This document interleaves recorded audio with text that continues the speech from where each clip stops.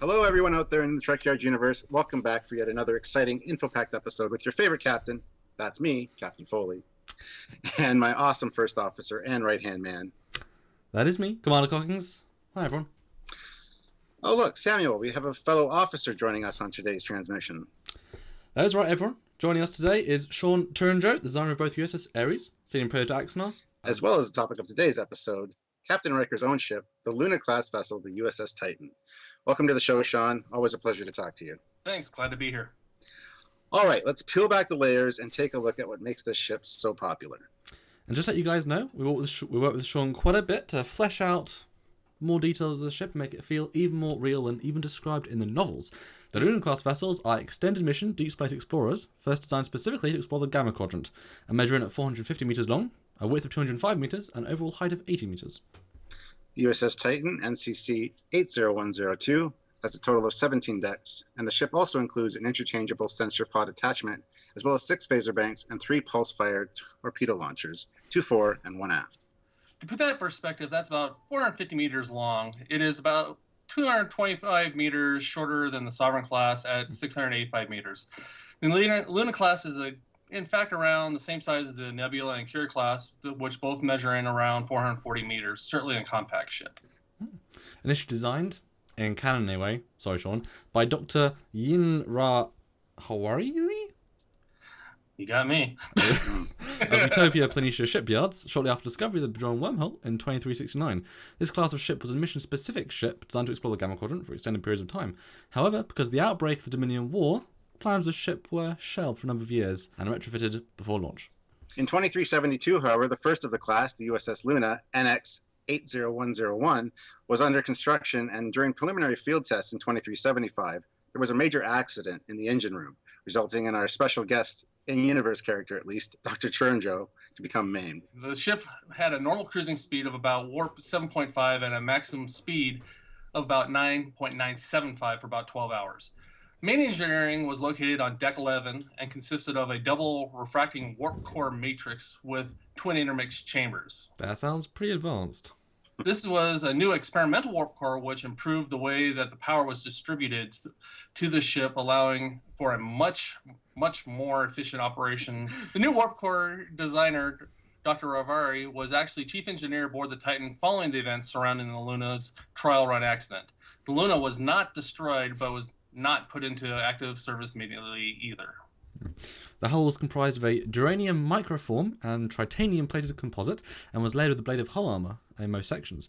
The initial 2379 construction contract was set out to produce 12 of these starships, and all these ships of the class were named after moons in our solar system, and of course the Titan is a moon orbiting Saturn.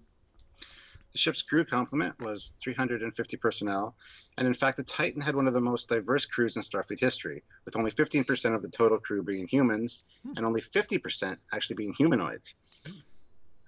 Some of the main species included were Tellarite, Bajoran, Trill, humanoid arboreal Xindi, insectoid Xindi, Vulcan, and even some aquatics, or dolphin-like life forms, but no Packlids. As a result, the Luna class had larger, wider hallways, as well as some crew quarters and staterooms being filled with water. These hall sections were enhanced versions of those we see in the Sovereign class, as the ship was designed with basic similar components. They also included multiple environmental controls as well to accommodate any particular life forms that may require different environmental conditions to be simulated while in any particular part of the ship. Having a slightly larger focus on shuttle operations, the ship carried a substantial contingent of shuttles, as well as additional support craft. This meant more shuttles for a variety of exploration and scientific missions.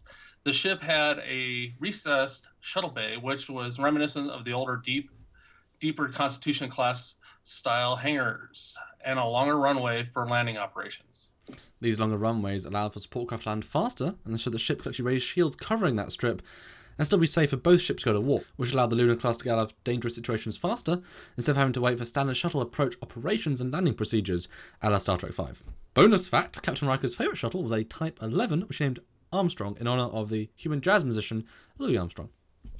Standard shuttle complement for the Titan at launch consisted of both Type 6 and Type 9 shuttles, work bees, and a new experimental shuttle. After the refit, the complement was updated with 4 Type 9, 4 Type 11, and the experimental shuttles and runabouts as auxiliary ships on standby.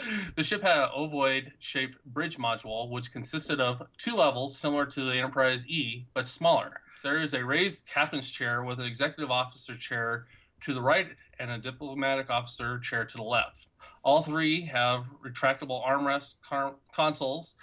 Immediately forward of the captain's chair are the flight control officer and the operation officer station. The science station is on the starboard side. The engineering station is on the port side. There's a central front view screen. The captain's ready room is immediately off the bridge facing the rear of the ship, with the main observation lounge facing the forward with seating for up to 10 personnel. The most obvious part of the bridge is that it's more of a meld of the Galaxy class and Sovereign class designs, adopting the basic geometry of the Sovereign class while still retaining the horseshoe tactical console and back stations of the Galaxy class bridge. An interesting design to be sure. The ship also relies heavily on its astrometrics room, which is a slightly upgraded version of the one we see in the film Generations, which in this case is run and maintained by Melora Peslar, who we met in the Deep Space Nine episode entitled Melora. She works in a reduced gravity environment, so she can function without the use of her crutches. And seeing as how the Titan has numerous and improved holographic projectors located throughout the entire ship, just like the later Prometheus, she mainly uses holography to talk and interact with others. Other famous crew members include Wesley Crusher, who was a member of the engineering team for the maiden voyage, at least. Nurse Ogawa from the Enterprise is now chief nurse aboard, and Tuvok is third in command, now being joined with his wife aboard ship. Riker originally asked Geordi LaForge to be his first officer, but Geordi declined, unfortunately. Following the footsteps of the Nebula class, the Titan has a large sensor pod, which is in fact an interchangeable module and can be replaced with a weapons pod if required. The sensor pod was designed after the DC-10 AWAC, AWAC pods on modern-day aircraft and perform essentially the same functions. It is located up and away from the main body of the ship to prevent any interruption or interference from the ship's electronics, as well as any sound disturbances from the main ship. The main pod is generally unmanned and consists of 3 decks, which are full of sensor and scientific equipment, as well as a large complement of probes. The 2 tubes on the front and the one on the aft of the pod are in fact dedicated probe launchers rather than torpedo tubes, and while they can be specifically modified to work as weapons tubes, that is not their main function. Given the nature of the pod, it can in fact be manned since it has a command and control room inside. To get there, however, you must be transported there as there is no turbolift access. Although in emergency situations, an escape tube could attach to the bottom of the pod to allow for evacuation procedures. There was also emergency access to the pod via several Jeffries tubes as well, and in extreme dire circumstances, the sensor pod can separate and in fact act as a lifeboat for some of the crew. The pod could hold around 50 to 70 crew members in an evacuation, perhaps more, but that would make it extremely cramped conditions. The pod also includes small impulse engines that could be used to maneuver the pod as needed after evacuation. In terms of weapons, while the ship is not designed for a combat role, it was equipped with the best weapons of the day. The Titan at launch had 2 forward and 2 aft torpedo launchers. The front tubes located underneath the large deflector dish. It was also armed with a large primary phaser strip on the top of the saucer section and a smaller series of phaser strips on the bottom and the single smaller strip under the secondary hull near the warp core ejection, similar to that of the Intrepid class. For the Luna class's first refit, for which the Titan itself was the first to be upgraded, its systems were brought more in line with the Sovereign class, and its weapon systems were enhanced. Now sporting 4 forward torpedo tubes, a new pair just above the sensor dish, and a brand new quantum torpedo launcher similar to that on the Sovereign class in the lower navigation sensor dome. Overall, this refit gave the Luna class about 65% of the firepower of the Enterprise E, and while the Titan had the same type and number of torpedo launchers as the Sovereign class, the Sovereign sported faster fire torpedo launchers and had far more phaser strips than the Luna class. The Titan did have one distinct single phaser emitter, however, in addition to its numerous phaser strips. Slightly different technology there, guys. That being located along the spine just above the escape pods. The Luna class is a ship of exploration after all, while the Sovereign is a battleship. In shields, however, the Luna class does have around 85 to 90% of the shield capacity of the Sovereign class. She is very maneuverable, about the same as the Akira class, and while she's as fast as the Sovereign class in terms of warp speed, the Luna can maintain the higher warp velocities for about 5% longer on average. Emergency warp is also 0.01% faster than the Sovereign's, and as such, after a few years of service, all Sovereign class vessels were upgraded with the Titan's new style warp core configuration. In fact, the overall Luna class design proved so successful that it has spawned at least 3 variants, those being the Comet, Polaris, and Sol classes. In the original version of the TNG episode Future Imperfect, even though it was only an illusion, we see Riker's fictional service record, which indicates that he was promoted to the rank of captain, and his first command being the USS Titan, on stardate 47203.2379. The Titan was then ordered to patrol the Romulan neutral zone and provide tactical support to Starbase 384, which resulted in them preventing a preemptive strike in the Gamma Hydra sector by the Romulans.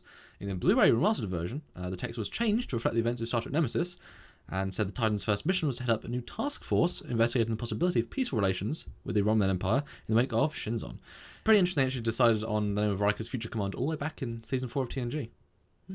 Or did they make his command be the Titan because of that episode? Anyway, this mission takes place in the Titan series of books, jumping off at the original Season 4 description and then updating the graphic in the TNG Blu-ray to reflect the Titan books. Fun to see how that worked out. The Luna class does, in fact, not saucer step and is not capable of landing on a planet's surface. However, the ISS Titan I created for the Mirror Universe does have multi-vector assault mode, which is something I really wanted it to do. And moving on to Star Trek Online, it also has a lunar class that we can see by 2409 is still active and refitted yet again. The facades have been shrunk down along with thinner nacelle struts. The secondary hull has been bulked out a little, with the sensor pod being made a little bit longer. This version also replaces the probe launchers on the sensor pod with a secondary deflector / sensor dish, and moves the torpedo launchers from the top of the deflector to the front of the saucer. The off torpedo launchers have also been moved just below the exterior shuttle's landing strip. The captain's yacht was also removed for this later refit, so interesting. And one last fact, as far as speed goes, the Titan is the second fastest ship in the fleet, right behind the Aventine, as the Luna-class starships were eventually equipped with the same slipstream technology present on the Aventine. And on to behind the scenes, guys. We of course have the man behind the Titan himself, so let's kick it off right now. So first of all, tell us a little bit about the Titan Design Ship Contest and how you came about entering it, and of course how you felt when you learned your design was picked to be the USS Titan. Well, the Titan contest was announced in the back of the 2005 Simon Schuster pocketbook novel, Star Trek Taking Wing, which is right here. I picked up the book since one of my friends suggested that I look at the contest. At that time, I had never seriously designed a starship. I have sketched ideas in the past, but none ever got past the sketching stage. After reading over the specs for the contest, I thought, what the heck? Couldn't hurt to submit at least a design. I worked on the submission for about a month or so, and after a few different designs, I submitted the concept to pocketbooks. Flash forward to September 2005, and lo and behold, I get a phone call from New York. I pick it up, and on the other end was Marco Palmieri, the editor, and he started the conversation off with, "Can you keep a secret?" And that's when I started this wild ride into Star Trek. Cool. So what were some of your major design influence when approaching this design? So what are some of your favorite ships from Star Trek? Well, the contest stated that it had to fit between the design lineage between the Enterprise D and Voyager.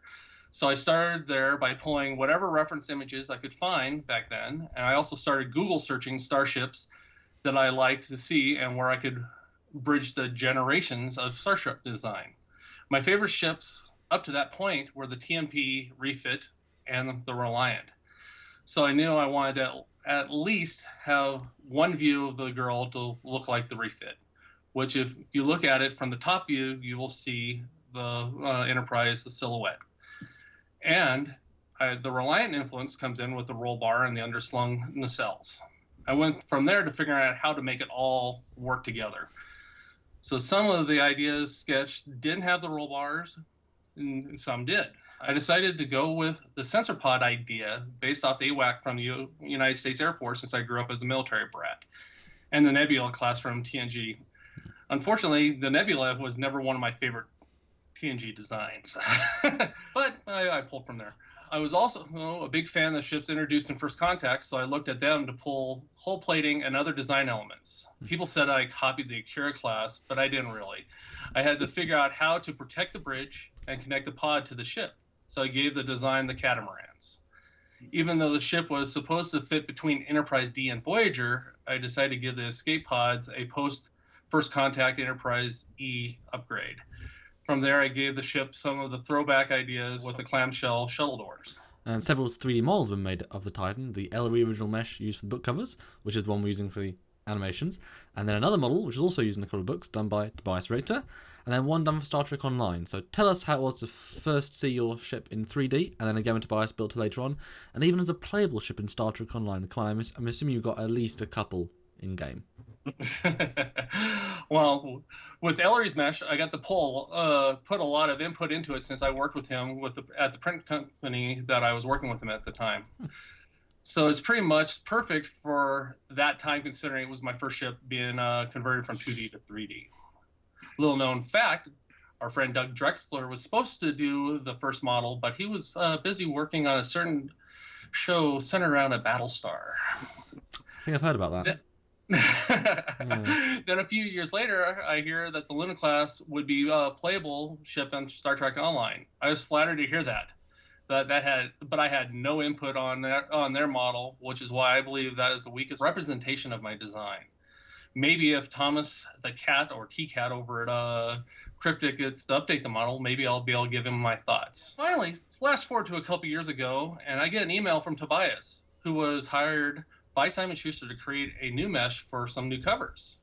I had one of my other designs created in 3D by him at the time, the Ares from Axanar, and I was thrilled to see what he could come up with.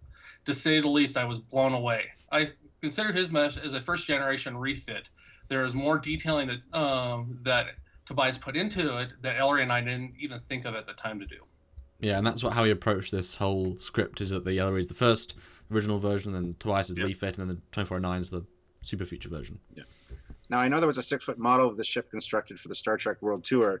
Can you please tell us a little about that? Like, how excited were you to have this ship made into such a model of that size and promoted by both Tim Russ and Will Wheaton, of which we actually got to see some live-action footage of them as Titan crew members? Well, at the end of 2005, I was contacted by John Van Sitters over at CBS, who's the president of Consumer Products, and he wanted to work with me on the 6-foot physical model that was going to be built by Gene Rizzardi and be featured in the World Tour. Side fact, Gene Rizzardi was the model builder that built the Titanic for the Titanic movies. I worked with Gene and his staff by getting Ellery's mesh to them and producing a set of new schematics with color callouts. And then the rest is pretty much history from there, because Gene would send me constant updates of the ship being routed in fiberglass. So I was literally seeing it from a cube all the way up to its final stage. And unfortunately, I never got to see the actual ship in person because it was on the West Coast and me being in the middle of the country. Mm-hmm. But seeing the video with Will and Tim, it was great to see them in action with my ship flying around in the middle. And do you know why they picked that ship and why that whole thing came about then? No, they. I think they just wanted to have a different design put in there, and it was one way for them to tie in the novels and the fact that it was the contest just happened. So that's my closest thing to get into Canon, because at that point the Titan wasn't considered canon, and so that was my closest way to get it into canon. So that's why I refer to my design as loose canon. And do you know why that tour wasn't really majorly continued? Because obviously I hadn't heard about it until I came across it in the script. What they did after that first California exhibit, they decided to split the exhibit into two. So they instead of commissioning another Titan model, they decided to pull it totally out. So then they just started doing small tours around the U.S. So I think they just split the whole thing in half, unfortunately. So where's the big 6-foot model now then? Last time I heard, Alec pulled it down from the Air Space Museum and packed it up. And it looked pretty battered because it's been at the Air Space Museum, it's been at the Mall of America, it's been in a couple of other places hanging for a while. So wow. when Alec put it away, it was missing a Bassard cap. So I think the left Bassard was missing. Well, nothing a little restoration can do. And obviously we can't show audio or anything in Trekyards, but the link is down below for the video. Do check it out. It's an awesome little extra bit of Tuvok, extra bit of Will Wheaton. I think it's the only time he's got a beard in sort of canon-ish Trek, so that's pretty cool. Now the ship has a specifically designed hull configuration with two large catamarans either side of the bridge. Very reminiscent of the Akira class, like you said. Talk us through this distinctive design choice and how it works with the whole aesthetic. Well, the reason why I put the catamarans is it has two purposes. One, to protect the bridge module from direct attack, which is something that I always hated about starship design, Why have the bridge so exposed? And two, I needed a way to connect the sensor pod to the rest of the ship, so I used them as anchor points. How did it make the ship look? From the front view, I like how it breaks up the standard look of the saucer configuration. From the top view, you can't really tell the difference. It just looks like goes right with the standard lines. But from the side view, my least favorite of all ships is not my favorite view. It sort of makes it look a little clunky, but it does illustrate how well the bridge was and is protected. And do you think then that this ship came from the same sort of mind as the guy who designed the Akira? Yes and no. Maybe they saw the Titan, which was mothballed at the time, and took that idea from there. Into the Akira, yeah. Retrospective. Could be or they could have been being developed at the same time. Now, many novels have been written about the Titan. Have you had a chance to read many of them? And how do you think the novelists have used your ship? Are you happy with all the changes or additions they've made? I have read almost all of the novels featuring Riker and the Titan. For the most part, I like what they've done with her. But it's the crew that makes the ship. The Titan has a good crew and has survived her missions to this point, where I believe two of her sister ships have been lost and damaged. The Luna class, with its engineering room accident, and the USS Canon, who was lost in action in the Ring Nebula. So. And we mentioned earlier, this ship was designed to be the deep space explorer of the Gamma Quadrant. Did they ever get to the Gamma Quadrant and have it? Nope. Unfortunately, they got pulled back back to Sol Sector when Riker was promoted to Admiral.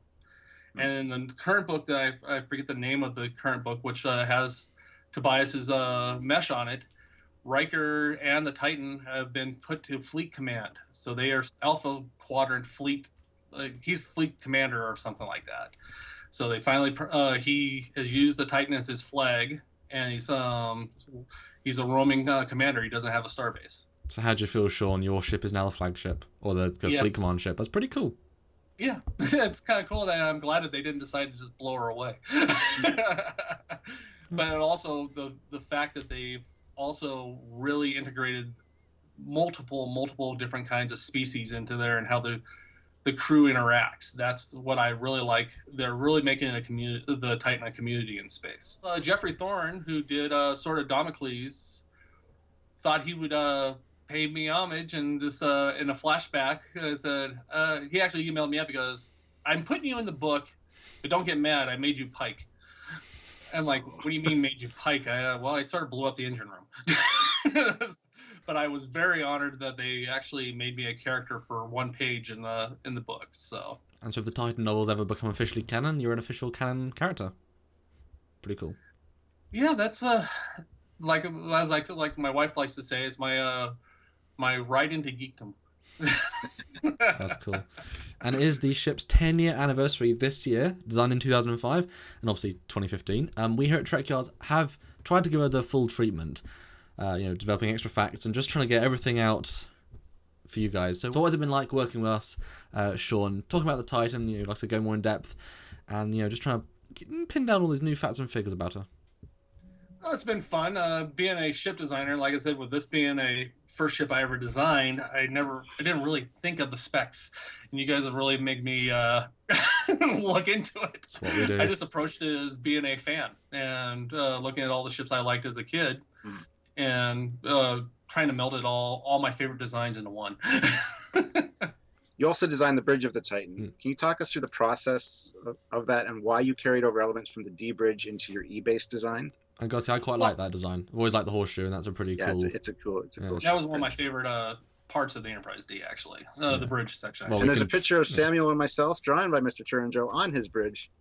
Nice little plug there. Well, the design isn't officially canon since Simon & Schuster never asked me to design it for them.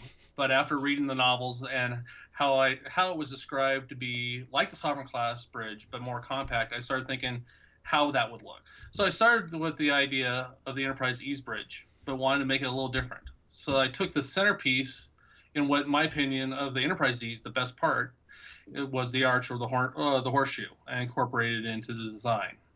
While it's not seen in the books, it was briefly seen in an IDW miniseries called Star Trek Hive, with the Titan in it, and it was in battle against the Borg. artist Joe Corney used my bridge design as a basis for his panel work. And did he contact you before that? Yeah, he actually emailed me when he was starting to draw that, and I was thrilled, and I sent him over to my DeviantArt page, and I showed him with all my links to my Titan artwork. So, and yeah, the Titan actually took a lot of damage in the panel work that he did, but it wasn't destroyed, thank God. But yeah, they did show my at least the aft section of my bridge design. So, and it was really cool to see, and how he kept it very faithful to my schematic. And I gotta say, I think it makes sense for Riker because 7 years he was on the D and he wanted that chair, and the E just wasn't the same. So when he got his own designs, like, yep, we're bringing back the chair. It's not exactly the same, but I'm getting that damn chair. But you notice it's still not the D's captain's chair. It's more of it's still a sovereign's chair. But he has the close enough. He has the horseshoe surrounding him for extra protection. He still feels like he's like, I could be on the D. It's like a nice warm hug, making him feel safe. Yeah. Now, alas, this is the point in the show where we take a look at all the things we like and perhaps dislike about the ship in question. And this week, it's your ship on the examination table, Sean. So let's get right into the meat of the matter, a starship autopsy, if you will. I really like the profile view, as well as the front view of this ship. It's very aggressive looking. Also, the entire bridge design, including the rear-facing ready room, is a really great design idea, and I absolutely love that. As well as the idea of having a very diversified crew and an interior design to accommodate that. It's a fantastic idea. That really says Star Trek to me. And I'd really like to see that on screen at some point, that kind of diversified crew. Never know. They might try that with the new CBS thing. That would be amazing, yeah. See dolphins just swimming by in a floating water. Yeah, why not? Yeah.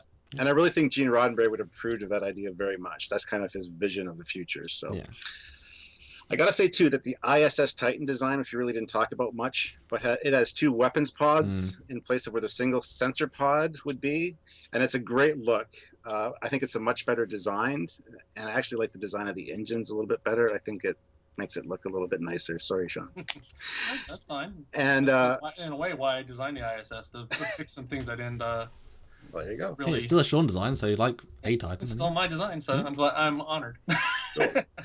And finally, the history, the stories, the details that have been created for the ship design are absolutely fantastic. It is so cool to see a ship so fleshed out and brought to life in such detail. You must be very proud. Yes, I am, and I've been honored to be part of the Trek community with all of its detractors and the likers that came with winning the contest. Yeah, you can never please everyone, but I think it's pretty well liked. Especially in Trek. But I got to say also, yep, love the ISS. It's a cool looking design, and I think love to see the separation multi-vector and how much could that beat the Sovereign if it's ISS? I don't know. Anyway, yeah, so I like the Titan overall. I think it fits into Star Trek design with ease, with all the visual cues to the Sovereign, the Akira, the Miranda, and others. It's nice to see a ship that really feels part of the Federation fleet, and that's, I think, the key to making ships that, non-canon ships actually work and they feel part of the fleet. I like its backstory and all new and pre-existing information about her. I've spent quite a while examining the original, the Tobias, and the Star Trek Online models. It's definitely an interesting ship, and I had to go in Star Trek Online and make orthos of it, and there's a whole thing, but it is fun.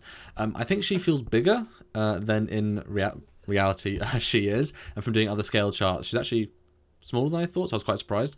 But she's stocky, compact, I think, would have served with distinction. I do like the underslung nacelles, and the recessed shuttle bay landing area is a nice touch and gives it a really unique feel. Plus, having a bridge that's less easily shootable, it's a good move. All in all, I like the design, so well done, Sean.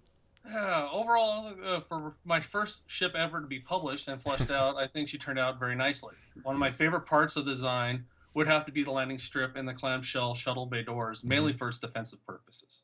Now, what we don't like. Sorry, Sean. It has to be done every episode. What I don't like about this design would have to be everything nacelle related. Everything, pause. Everything. I hate the shit. Everything from there down, yeah. I just lied on everything above. The placement of the nacelles from the top and bottom looks a little off to me. Like there's something missing. And I think that they are a little too long. Even the angle they are positioned on is just not something I like the looks of, personally. Even the struts don't quite feel right to me. Again, Here, I much prefer the ISS Titan's engines as they look much more streamlined and seem to fit the aesthetic of the ship much better. It really cleans it up for me for all the views, and it really fixes the whole engine angled funny thing that I don't like. So that's about it, though. Other than that, it's a great ship. Here's something that if you look at the ISS in warp nacelles and from top view, and then you look at like a motion picture or the original phaser, you will find a phaser design in the shape of what I did with the ISS from the top. Interesting. That's where I actually, if you go into my Dark Mirror characters, their phasers are basically the ISS Titans nacelles. Wow. Nice yeah, details. I was just playing around with that. So no, the phaser look was always cool. So. Yeah, so I don't like. I think the proportions do feel a little bit off from certain angles, but it's hard to put those things into words. I kind of agree with Stuart about the nacelles, but I like this a new take, a new vibe for the nacelles. So I think we'll work on that basis. I also think the deflector could have been properly detailed, more like the D or the or even Voyager, rather than a more solid light dish. And I think the impulse engines are far too boxy and simple. They don't really add anything to the design. I think if they were sleeker, sleek them out a lot more, add a bit more detail to them, they'd fit more into Trek as impulse engines we've seen before, and they may work better as the overall design. But these are small things, I think, and I think in general, all the pieces come together to create a stronger whole than separate. So again, well done. Well, since you guys are dissecting my design, I have to just dissect it myself. All right. If I could have done anything or changed anything, I would have firstly changed out the impulse engines. I really never thought them out since it was one of my first designs. If I did design a alternate Luna class called the Lunar class, where I did some of the changes, and I actually put more of a sovereign impulse deck to it. And another thing I probably would have done was shorten up the nacelles a little bit. After looking back at it and actually getting a physical model of the ship that I have, noticing that the nacelles are about as long as the actual ship. But that's one of the things I also think makes the Titan unique is with having that different look. I also would have changed how the nacelles actually connected to the ship. That's also probably one of the weakest points. I think if someone was to shoot or hit it with a torpedo part, that would be the easiest part to rip the nacelles off, because right where the struts hit the ship is just a little bit too thin, I think. But that's the Starfleet aesthetic. All the ships are like that. Look at the original Connie. I mean, yeah. And no one seemed to think to hit aim a well-placed torpedo right at that base. Code of conduct. You just didn't do that. I mean, you just didn't do that. But it sounds like obviously a lot of things we're saying is stuff we said. So that's it makes sense. Glad we're on point there. And thinking back on it, that was my first design. So there's a lot of things I was experimenting with and really didn't have experience in Starship design. So I was being that it's my first design and it got picked as a winner. Makes me pleased and scared at the same time. Now, in regards to one of Samuel's points about the deflector dish, I know you said one of your design influences was the original refit. Yeah. Is that one of the reasons you went with a more solid deflector? Yeah, because I was a sort of a throwback. While I like Voyager's deflector dish, I never really liked the Enterprise D's for some reason. I like the detailing on Sternbach's Nova class and the Intrepid, but at that time I was also under the gun to get this into the contest, and that was the deflector dish was one of my last things. But if they do an update where in refit 5 or refit whatever, Tobias ever wanted to go in and swap out that dish to make it more closely to the Aventine, because eventually they'd have to put the slipstream into the Titan. I would maybe even think go into Mark Radmaker's deflector dish, because they'd have that emitter for the transwarp emitter on the bottom. Makes sense, yeah. So that's one part that could be swapped out. So, and another part that you can see on the bottom that I added, of course you don't really see it from a side view schematic. I had to put the Arboretum in.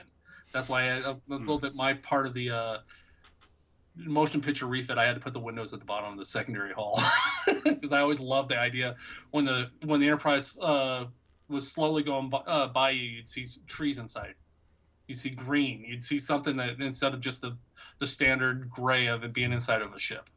So. Absolutely. I think last of all, before we close out, happy anniversary to the Lunar class and to you, Sean. Happy anniversary. 10 years. Thank you, and may she keep on flying for many more years. I forgot my party hat and my noisemakers. I didn't know we were going to do a happy anniversary thing at the end. Yeah. Well, at least the fact that, and thank you for all the people who signed a petition for Eagle Moss. Yep. It's well over the 5,000 right now. It's almost at the 5,100, and thanks to you guys for promoting it. I've been not in full contact with them yet, but I've had some cursory emails from one of their 3D designers that they will probably be building as a special edition. So more to come on that as I get more information. Ice's model is beautiful, so that'd be a hell of a thing to do. And also you can even tweak those little things. Since I've been talking to that one of the 3D artists, they might be going from Ellery's model, because I already passed the Ellery's mesh over there to be reskinned and all that stuff. But I don't know. Like I said, they haven't really talked to me much about it. So it'll be version 1, not refit. Who knows? Not 2409. Who knows? Who knows? But I look forward to having my own like I little said, title. they haven't given me all details of what they're going to do yet. So, Cool. But it's at least on the drawing board. And hopefully 2016. Who knows? Yeah. And I know a lot of people are looking forward to that. So that's a great way to close out this episode. So that's it for the USS Titan, guys. Thank you, Sean, for joining us and talking us through the design process of your ship. No problem. Glad to do it. Glad to get a little bit more exposure for my my ship, since it's my ship was sort of the first vanguard of fan-based ships to get attention, and I'm glad that my ship has spawned on the Aventine and also the Enterprise F. So it's because you get Adam Isles' version. He won a fan-based contest. And you have Mark Radmaker, who was a fan and who's brought in on for another pocketbook. So awesome. I'm glad to get all the exposure I can for my ship. Cool. So guys, thanks to all of you as well for joining us for getting another episode of Trekyards. We hope that you'll click that like and subscribe button so that you can join us for all future episodes and never miss out on any of the Trekyards awesomeness. What's that? I hear some of you saying you want some more? Well, please search Trekyards on YouTube or head on over to trekyards.com and get your fill of past episodes until we see you again with another new show. And we have a lot of episodes, guys. You can tune in a lot of episodes now. Also, if you want to help us out, please donate on our website or sign up for our Patreon. There's a link in the description of this video. And if you want to chat with us or other Trekyards fans on a daily basis, please visit the Trekyards page on Facebook. We look forward to seeing you all again very soon. Until next time, this is Captain Foley. And Commander Cockings. And Sean Toronto signing off. Until next time. Bye, everybody. Bye.